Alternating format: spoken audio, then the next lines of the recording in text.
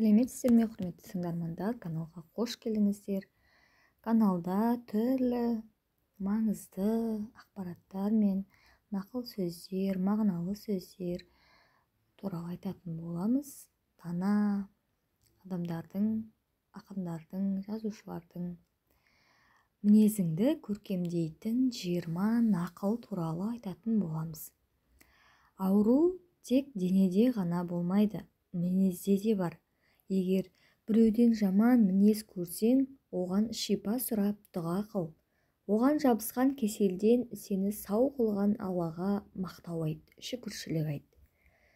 Сырды сақтау шеберлігі жан дүниенің байлығын көрсетеді. Ішінде су тұрмайтын ыдыстың зияны секілді, сырды сақтай алмайтын адамның пайдасы кем. Аманатшылдық жасауымыз керек. Біреудің аманатына қиянат жасамауымыз керек. Егер әр адам қасындағы кісінің жүрегіндегін көре алса, оған жаны қатты ашитын еді. Ішкі таразының әділдігіне көзі жетер еді. Сыртқы өлшемдердің алдамшы екенін терең түсінер еді. Іштарлық, қызғаныш, көрсеғзарлыққа ұрынбас еді. Құдыққа тас тастаған адам ол түбіне жетіп даусы естілгенше қарап тұрады. Сол секілді сені сөккен адамның көбісі жауабыңды күтеді. Ұстамдылықпен көркем мінез таныт, өткізіп жібер. Құдық түпсіз екен деп ойласын.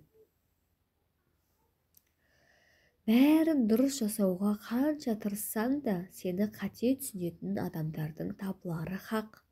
Әркімге бір жауап қайтарып, өзіңді құр шашытпағаның дұрыс. Дана ғұламаларымыздың бірі өзін сөккен кісіге былай деген екен: егер айтқаның рас болса, Алла мені кешірсін, ал өтірікші болсаң, Алла сені кешірсін. Байсалдылық танытуымыз керек. Маған кейде бір адам бір мәселе жайлы айтады. Мен оны ол тумастан бұрын естіп қойсам да, оған құлақ саламын. Кейде бірінші рет естіп тұрғандай күй көрсетемін. Өзің онсыз да жақсы білетін нәрсе жайлы біреу әңгімелеп жатса, оның сөзін бөлмей, білетініңді білдіріп жүрегін жараламай, көңіл бөліп, құлақ салуың мінез құлықтың аса көркемдігіне жатады. Адамдар саған таңғалып жатса, оған масаттанып мақтанба. Себебі олар сенің Алла жарыққа шығарған жақсы жақтарыңды ғана көріп жатыр. Ал олар сенің Алла жасырған жаман жақтарыңнан хабарсыз болғанына шүкір де. Алла кемшіліктерді жасырушы. Егер сөз шынымен жүректен шыққан болса, онда ол міндетті түрде жүрекке кіреді. Ал ол тек тілден шыққан болса, құлақтан ары аспайды. Шыншыл болуымыз керек. Дұрыс нәрсені тез танып, жүрекпен түсініп, шынайы жанашырлықпен айтпасаң, ісің бекер. Мейірбан болуымыз қажет. Адамдар сенің сыртыңа қарайды, жаратушың ішіңмен, жан дүниеңмен бағалайды. Пенделер үшін сыртыңды ғана әдемілеумен әуре боп, ішкі әлеміңді ұмыт қалдырып ластап алма. Кезінде Керең Хатим деген ғұлама өмір сүрген екен. Бір күні оған бір кісі келіп бір мәселе жайлы жауап сұрайды. Сол-ақ екен әлгі кісі байқаусызда жел шығарып қояды. Сол кезде Хатим естімегенсіп, даусыңды жоғары көтеріп сөйлеші дейді. Келген кісіге өзін Керең секілді сездіртеді. Осылайша басқалардың қателігінен құлағын тыйған ол Хатим Керең деген атпен тарихта қалған екен. Көздер ұмытпасын десең, әдемі киін. Көңілдер ұмытпасын десең, көркем мінезді бол.